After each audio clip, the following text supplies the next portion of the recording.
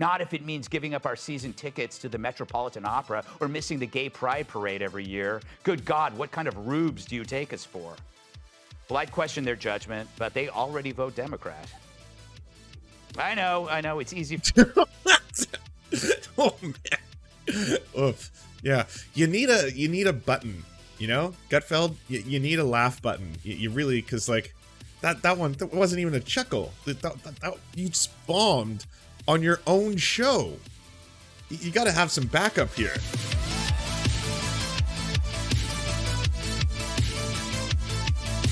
Also, I saw someone posted Gutfeld. Gutfeld is so bad. I feel like Gutfeld is basically just like, it's boomer humor, but even boomers have better taste than this. To be scared of. There's this. And this. And this. And this. But worse, the streets are filled with nightmarish characters that would make Freddy Krueger call an Uber instead of walking the 4 blocks home. There's the mentally ill and criminally deranged who roam the streets. And how do I find that link on JK Rowling? Go to the Ghoulery. It's been posted there. And you should all be a part of the Ghoulery, because the Ghoulery is where we can keep all the results. Sorry, the receipts. God for that, or we'd have no live audience members tonight. Yeah, that's a jab at you guys. There's also junkies and drunkies laying right in your path. It's so awkward when they ask for autographs, especially when I once dated them. You have homeless using your... Wait, what? I don't get the joke. That you dated someone who saw you hate so much that they're like now a drug addicted person living on the street. Is that it? Stoop as a bathroom, and they never ever clean up. Plus, they give lousy directions. Seriously, never ask. I did once, and Chris Wallace threw up all over me. I'm so lost. Yeah, while Hollywood concocts pointless dystopian mulch like Handmaid's Tale, we're living the real thing. Hell, save yourself some money and well, we are. I mean, you're making abortion illegal everywhere in the U.S. right now. Cancel Netflix and just go for a walk after dark. You'll become the main character and part of a murder mystery by 11 p.m. According to the New York Post, a paper owned by our parent company, Mike and Carol Brady, New York... you can't even get jokes out of your own audience. Like, even they're just like, oh, should we? Yeah, I guess so. City kids are now in therapy due to a constant state of panic. Yeah, just what NYC needs, a whole generation of Woody Allens. But their fear is rational. Wait, you didn't like that one? Are you pro Woody Allen? Are you like, oh, too far? Come on. I mean, the man is legend.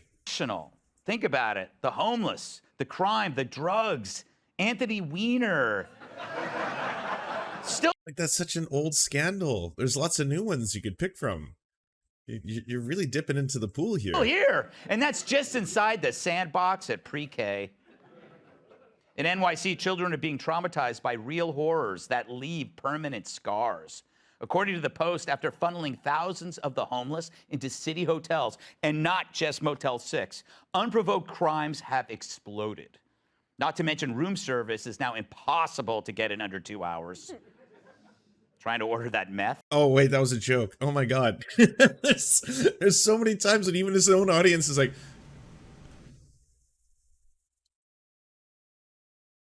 Oh, man. On top of that... Maybe not everyone can relate to this, because not everyone, like, lives exclusively off room service. I'm gonna guess it's that. I'm gonna, like, just most of the audience was just like, is under 2 hours, is that bad? I don't know. I don't order room service every day. I don't know what the average is. What's the median on this? That adds state bail reform, which released tons of vile thugs. COVID released even more. The only people left in America's jails are those who stole office supplies on January 6th. But where's the joke? I know why you're laughing at that moment, you know? Because he's downplaying the severity of what happened, combined with the fact, well, I mean, that would be to us. I guess to their audience, they don't even think, they think that's true. So the joke is that people are in jail for a non-crime? Is it that one? Like, this is the face I'm basically making at everything he says. We decriminalized sidewalk camping panhandling and shooting up in public. The result? A liberal's dream come true. We're all equal in abject misery. Major crimes are up all over. In Midtown, a 60% increase. Robberies are up 57%. There have been 10 murders alone so far in just 3 precincts this year, double the number during the same period last year. And they happened when Kat was out of town, so we can't blame her. According to Human Resources, we can't blame her, although one of the bodies was covered up under a pile of hair extensions. I mean, this is just utterly bizarre. It's like, I would say it's like some dystopian, nightmarish future, like TV show where we've lost basically all compassion, empathy, sense of anything, and humor too. Comedy is gone. We killed comedy. We lost that. We lost comedy in the great comedy wars of fucking 2047. It's terrible, and this is what we have to live with.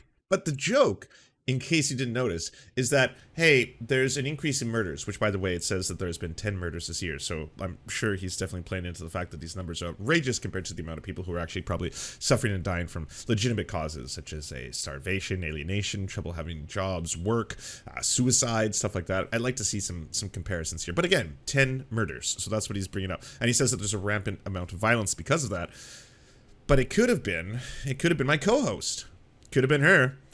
She's known to murder people. That one. She's just like, she kills, she murders. I mean, I'm not saying that it's her because we have no evidence for it.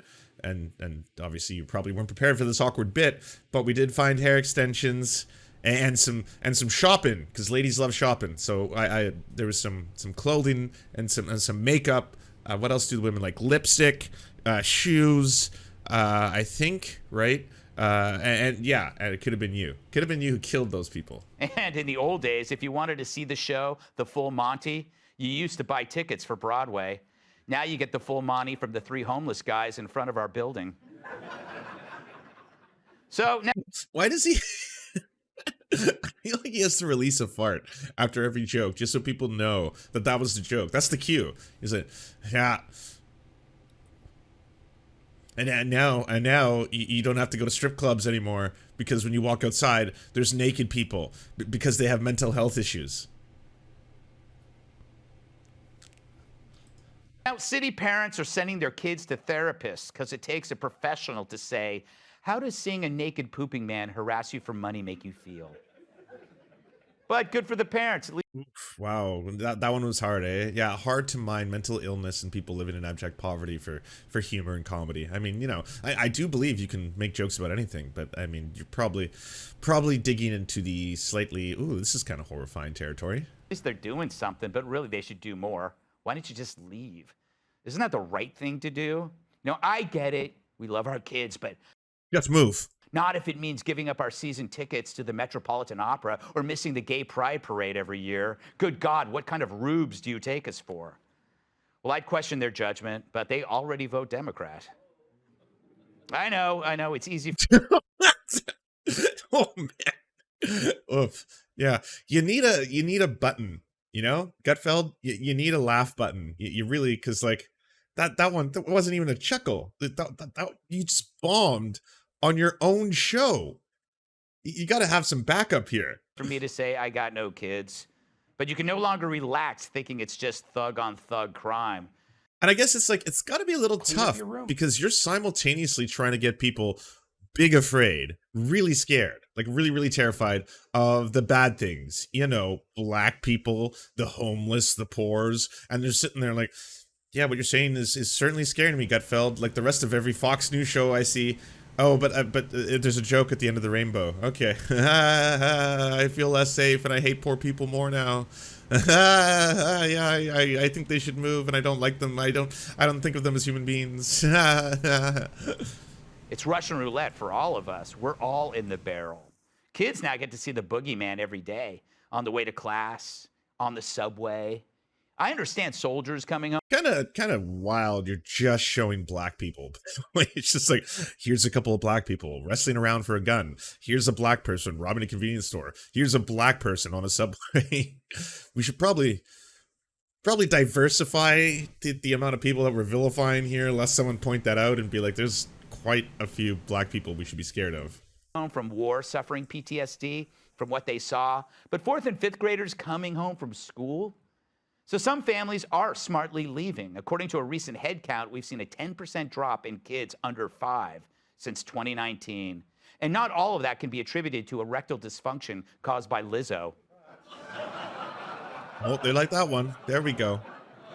Yep. Someone has to point it out. Total public school enrollment has...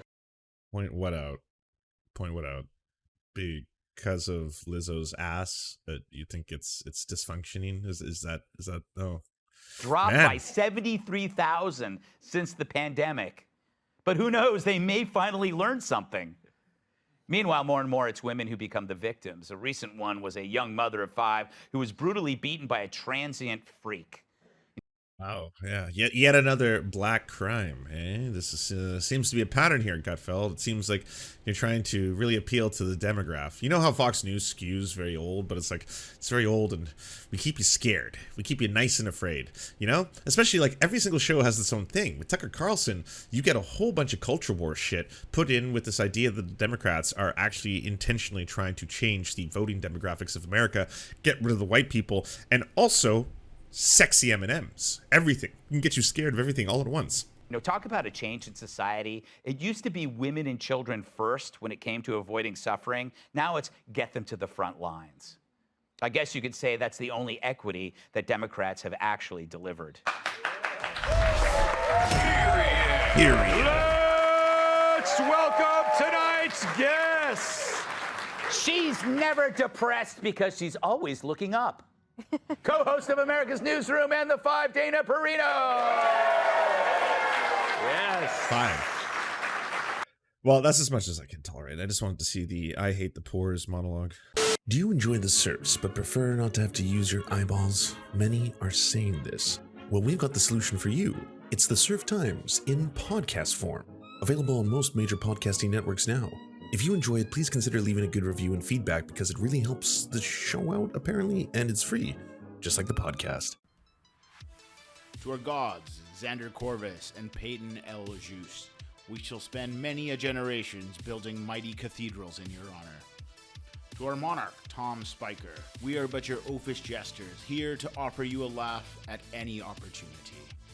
To our brave knights of the Round Table, Rachel K., Izzy Solidarity, Victoria Bell, Sebastian Demmel, Mark Harmon, Benji Arney, Scary Earth Human, Tony, DM Rivera, Resident Scarecrow, Sir Nickus, Cheryl Alvarez, Ruby Kelly, Brandon, Words Greenwood, Everything Important, Hegbert Celine, Matthew Scarborough, Stellar Vision, Ariane McCarthy, Doug Cady, Daniel Sutton, Jenna Tao, Dark Puppy, Quiet One 85, Anna Loves Riley, Omni, Riley and Anna, Poodlehawk, Multimondi, Trevbot EXE, Brian Ephraim, Anthropophojak, Catherine, Ramon Acosta, Nkosin, Ralph Parler, Violent Orchard, Political Puppy, La Media Panza, Todd Buckingham,